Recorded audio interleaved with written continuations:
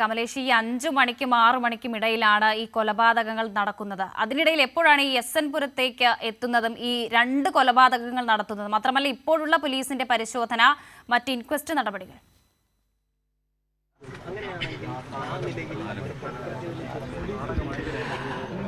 അസിത, ഇപ്പോൾ rural SP KS Sudarshan ഈ 2 കൊലപാതകങ്ങൾ നടന്ന വീട്ടിൽ, അതായത് ഇവിടെ എത്തിയിട്ടുണ്ട്. മറ്റ് കാര്യങ്ങളൊക്കെ ഇവിടുത്തെ പോലീസ് ഉദ്യോഗസ്ഥരുമായി അദ്ദേഹം ചോദിച്ച് മനസ്സിലാക്കുകയും മറ്റ് കാര്യങ്ങളിലേക്ക്, പരിശോധനകളിലേക്ക് കടക്കുകയുമാണ്. അതിനു മുൻപ് അദ്ദേഹം മാധ്യമങ്ങളെ കണ്ടിരുന്നു.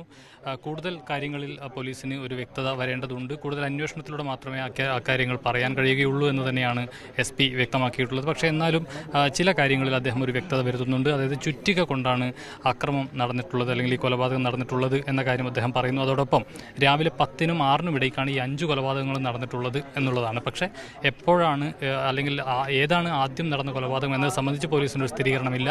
അത് കൂടുതൽ പരിശോധനകളിലൂടെ, അല്ലെങ്കിൽ മറ്റ് പോസ്റ്റ്മോർട്ടം അടക്കമുള്ള കാര്യങ്ങളിലൂടെ മാത്രമേ എപ്പോഴാണ് ഈ കൊലപാതകങ്ങൾ നടന്നിട്ടുള്ളത് എന്നത് സംബന്ധിച്ച് ഒരു വ്യക്തത വരികയുള്ളൂ. അതോടൊപ്പം തന്നെ നിലവിലൊരു ചുറ്റികയാണ് ഈ കൊലപാതകത്തിനായി ഉപയോഗിച്ചിട്ടുള്ളത് എന്നാണ് പോലീസ് മനസ്സിലാക്കുന്നത്. കൂടുതൽ എന്തെങ്കിലും ആയുധങ്ങൾ ഉപയോഗിച്ചിട്ടുണ്ടോ എന്നതടക്കമുള്ള കാര്യങ്ങൾ അന്വേഷണത്തിന്റെ ഭാഗമായി മാത്രമേ വ്യക്തമാവുകയുള്ളൂ എന്നുകൂടി SP പറഞ്ഞു വെക്കുകയാണ്. അതോടൊപ്പം ഈ കുടുംബത്തിന് ചില സാമ്പത്തിക ബാധ്യതകൾ ഉണ്ടായിരുന്നു എന്ന് പോലീസിന് മനസ്സിലായിട്ടുണ്ട്. ആ നിലയിലുള്ള മൊഴികൾ ലഭിക്കുന്നുണ്ട്, അല്ലെങ്കിൽ പ്രാഥമികമായി പോലീസ് അക്കാര്യങ്ങളിൽ ഒരു വ്യക്തത പോലീസിന് വരുന്നുണ്ട്. പക്ഷേ അതാണോ കൊലയ്ക്ക് കാരണം എന്ന കാര്യത്തിൽ പോലീസിന് വ്യക്തതയില്ല. അക്കാര്യം ഇപ്പോൾ സ്ഥിരീകരിക്കാനും പോലീസിന് കഴിയുന്നില്ല എന്ന് തന്നെയാണ് SP വ്യക്തമാക്കിയിട്ടുള്ളത്. ഏതായാലും അതോടൊപ്പം ഈ 5 കൊലപാതകങ്ങളും നടത്തിയതിന് ശേഷം, അല്ലെങ്കിൽ 6 കൊലപാതകങ്ങൾ നടത്താൻ ഉദ്ദേശിച്ചതിന് ശേഷം അതിൽ ഒരാൾ മരണപ്പെട്ടിട്ടില്ല, ഗുരുതരമായ ആശുപത്രിയിലാണുള്ളത്. അതിനുശേഷം ഈ പ്രതിയും ആത്മഹത്യയ്ക്ക് ശ്രമിച്ചിരുന്നു, വിഷം കഴിച്ചിരുന്നു എന്നാണ് പറഞ്ഞിട്ടുള്ളത്. അതനുസരിച്ച് പ്രതിയെ ആശുപത്രിയിലേക്ക് മാറ്റിയിട്ടുണ്ട്. പക്ഷേ പ്രതിയുടെ നില അത്ര ഗുരുതരമല്ല എന്നാണ് SP വ്യക്തമാക്കിയിട്ടുള്ളത്. ഇപ്പോൾ ചികിത്സയിലിരിക്കുന്ന സ്ത്രീയുടെ നില അല്പം ഗുരുതരമാണ് എന്നുകൂടി പറയുന്നു. ഏതായാലും ഈ കൊലപാതകങ്ങൾ സംബന്ധിച്ച് മറ്റ് കാര്യങ്ങളിലേക്ക്, അതായത് ഈ ഇൻക്വസ്റ്റ് നടപടികൾ, ഇപ്പോൾ ഇവിടെയുള്ള ഈ വീട്ടിൽ ഇൻക്വസ്റ്റ് നടപടികൾ പൂർത്തീകരിക്കേണ്ടതുണ്ട്. അതിനുശേഷം ഇന്നിപ്പോൾ എന്തായാലും ഈ മൃതദേഹങ്ങൾ മാറ്റുന്നില്ല എന്ന് തന്നെയാണ് SPയും സ്ഥിരീകരിക്കുന്നത്. ഏതായാലും നാളെയോടുകൂടിയായിരിക്കും മറ്റ് കാര്യങ്ങൾ വ്യക്തമാവുക. SP പ്രതികരിക്കുന്നു. ഇവിടെ ഇങ്ങനെ മൃതദേഹം എങ്ങനെയാണ് ഇവിടെയും ചുറ്റുകൊണ്ട് തന്നെയാണോ, എന്താണ് മനസ്സിലാക്കുന്നത്? ഇഞ്ചുറി മുഴുവൻ നമുക്ക് പോസ്റ്റ്മോർട്ടം കഴിഞ്ഞല്ലേ പറയാൻ പറ്റുള്ളൂ. എന്തായാലും തലക്കടിയേറ്റതാണ്. പ്രാഥമികമായി നമുക്ക് ലഭിക്കുന്നത് അങ്ങനെ ചുറ്റിക കൊണ്ട് തന്നെയാണ് ആയിരിക്കണം. ഇവിടുത്തെ 2 മൃതദേഹം ഒരേ സ്ഥലത്ത് തന്നെയാണോ, അതോ മാറിയാണോ?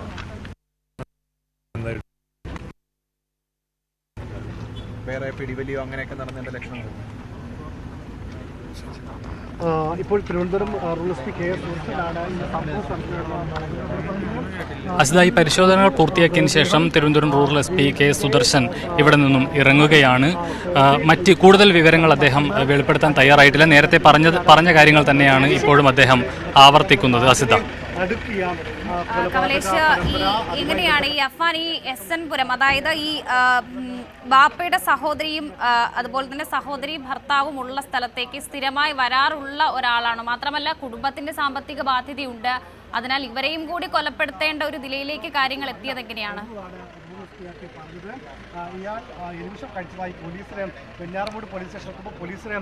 അസിത, അക്കാര്യത്തിൽ തന്നെയാണ് പോലീസിനും ഒരു സ്ഥിരീകരണമില്ലാത്തത്. ഇതിപ്പോൾ പ്രാഥമികമായി പ്രതി നൽകിയ മൊഴിയുടെ അടിസ്ഥാനത്തിലുള്ള കാര്യങ്ങളായിരിക്കാം ഒരു പക്ഷേ പോലീസ് വിശദീകരിക്കുന്നത്. സാമ്പത്തിക ബാധ്യത ഉണ്ടായിരുന്നു, അതിന്റെ ഭാഗമായി ഇത്രയും കൂടുതൽ ആളുകളെ കൊലപ്പെടുത്തേണ്ടതുണ്ടോ എന്നത് വളരെ പ്രധാനപ്പെട്ട ഒരു ചോദ്യമാണ്. അതുമാത്രമല്ല, ഇവർ വളരെ ദൂരത്ത് കഴിയുന്ന ഒരു കുടുംബമാണ്. അതായത് ഈ പ്രതിയുടെ പിതൃ സഹോദരനും ഭാര്യയും താമസിക്കുന്നത് ഒരു അല്പം കുറേ കിലോമീറ്റർ ദൂരത്താണ്. അവർക്ക് ഏതെങ്കിലും തരത്തിൽ ഈ സാമ്പത്തികമായ കാര്യങ്ങളിൽ എന്തെങ്കിലും ഉണ്ടോ എന്നതുകൂടി വളരെ പ്രധാനപ്പെട്ട കാര്യമാണ്. അതുകൊണ്ട് തന്നെ വീട്ടിലുള്ള ആളുകളെ കൊലപ്പെടുത്തുന്നു, താൻ വിളിച്ചുകൊണ്ട് വന്ന തൻ്റെ കാമുകിയെ കൊലപ്പെടുത്തുന്നു, അതോടൊപ്പം തന്നെ വളരെ ദൂരെ താമസിക്കുന്ന ഈ പിതൃ സഹോദരനെയും അവരുടെ ഭാര്യയും കൊലപ്പെടുത്തുന്നു. ഇതിൽ നിന്നും ഏതെങ്കിലും തരത്തിലുള്ള സാമ്പത്തിക ബാധ്യത തന്നെയാണോ എന്ന കാര്യത്തിൽ പോലീസിന് സംശയമുണ്ട്. അത് പൂർണ്ണമായും പോലീസ് അത് വിശ്വാസത്തിൽ എടുത്തിട്ടില്ല എന്ന് തന്നെയാണ് നമുക്ക് മനസ്സിലാക്കേണ്ടത്. മറ്റെന്തെങ്കിലും വിഷയം, മറ്റെന്തെങ്കിലും കാരണങ്ങൾ ഇതിനുണ്ടോ എന്നതുകൂടി വളരെ വിശദമായ അന്വേഷണത്തിന് ശേഷം മാത്രമേ പറയാൻ കഴിയൂ എന്ന് തന്നെയാണ് പോലീസ് പറയുന്നത്. ഒരു കാര്യത്തിലും അങ്ങനെ കൃത്യമായ ഒരു വിശദീകരണം പോലീസിൻ്റെ ഭാഗത്തു നിന്നും വരുന്നില്ല.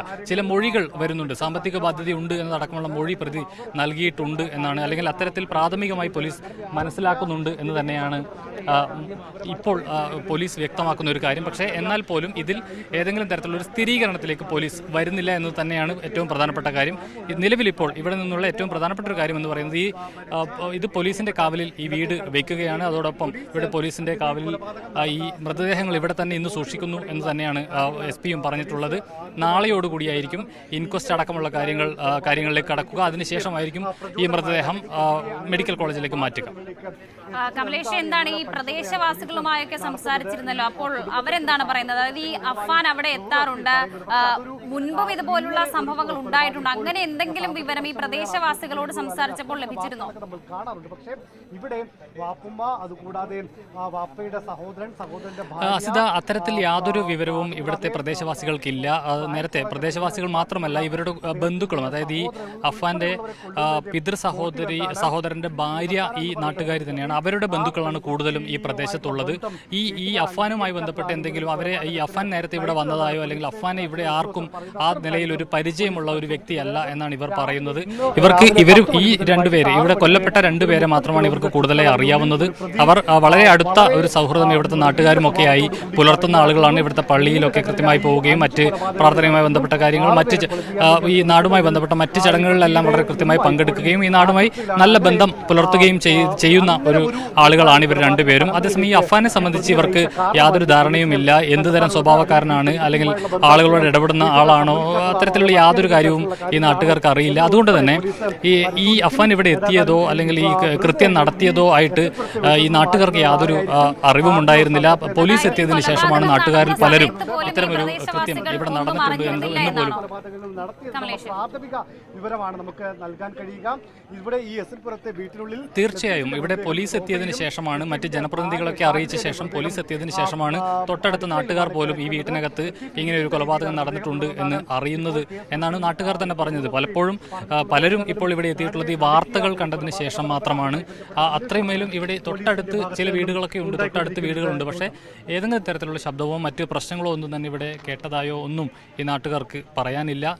പോലീസ് എത്തിയതിന് ശേഷമാണ്, അല്ലെങ്കിൽ അതിനുശേഷമാണ് നാട്ടുകാർ പോലും ഇവിടെ ഇങ്ങനെയൊരു കൊലപാതകം നടന്നതായി അറിഞ്ഞിട്ടുള്ളത് എന്ന് തന്നെയാണ് നാട്ടുകാരും വ്യക്തമാക്കുന്നത്. അതോടൊപ്പം ഇതിനു മുൻപ് മറ്റൊരു തരത്തിലുള്ള ഒരു വിഷയമോ ഒരു പ്രശ്നമോ ഈ വീടുമായി ബന്ധപ്പെട്ടുണ്ടായിട്ടില്ല. വളരെ സൗഹാർദ്ദപരമായി തന്നെ നാട്ടുകാരുമായി വളരെ ഇടപെട്ട് ജീവിക്കുന്ന, പള്ളിയിലും മറ്റു കാര്യങ്ങളും ഒക്കെയായി കഴിയുന്ന രണ്ടുപേരാണ്.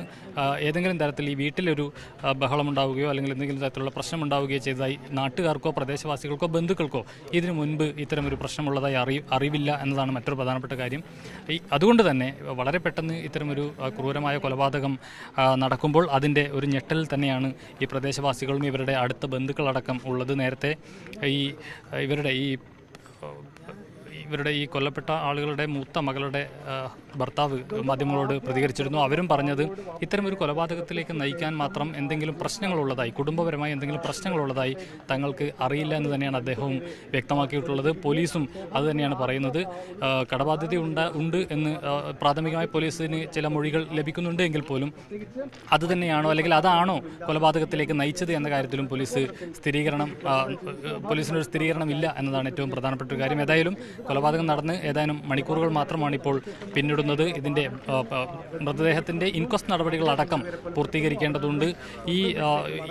ഏതാണ്ട് നെറ്റിയുടെ ഈ ഭാഗത്തൊക്കെ ആയിട്ട് മുറിവുണ്ട്, കഴുത്തിൽ മുറിവുണ്ട് എന്നതൊക്കെയാണ് നമുക്ക് പ്രാഥമികമായി ലഭിക്കുന്നത്. ചുറ്റിക കൊണ്ടടിച്ചാണ് കൊലപ്പെടുത്തിയിട്ടുള്ളത് എന്നത് പോലീസ് സ്ഥിരീകരിക്കുന്നുണ്ട്. പക്ഷേ മറ്റ് കൂടുതൽ ആയുധങ്ങൾ എന്തെങ്കിലും ഉപയോഗിച്ചിട്ടുണ്ടോ, കൂടുതൽ ആളുകൾ ഈ പ്രതിയെ സഹായിച്ചിട്ടുണ്ടോ? എസ്എൻപുരത്തെത്തി ബാപ്പയുടെ സഹോദരിയെയും സഹോദരി ഭർത്താവിനെയുമാണ് ഈ അഫ്ഫാൻ കൊലപ്പെടുത്തിയത്. എന്തായാലും ഇനി ഇൻക്വസ്റ്റ് നടപടികളടക്കം നാളെ ഉണ്ടാകും. അതിനുശേഷമായിരിക്കും മറ്റ് വിവരങ്ങൾ ലഭിക്കുക. പോലീസ് അടക്കം അവിടെ എത്തിയിട്ടുണ്ട്, കൃത്യമായ പരിശോധനകൾ നടത്തിയിട്ടുണ്ട്. ഇനി നാളെയായിരിക്കും ഇൻക്വസ്റ്റ് നടപടികൾ, മറ്റ് നടപടിക്രമങ്ങൾ, കൂടുതൽ വിവരങ്ങളും ഉണ്ടാകും. കമലേഷാണ്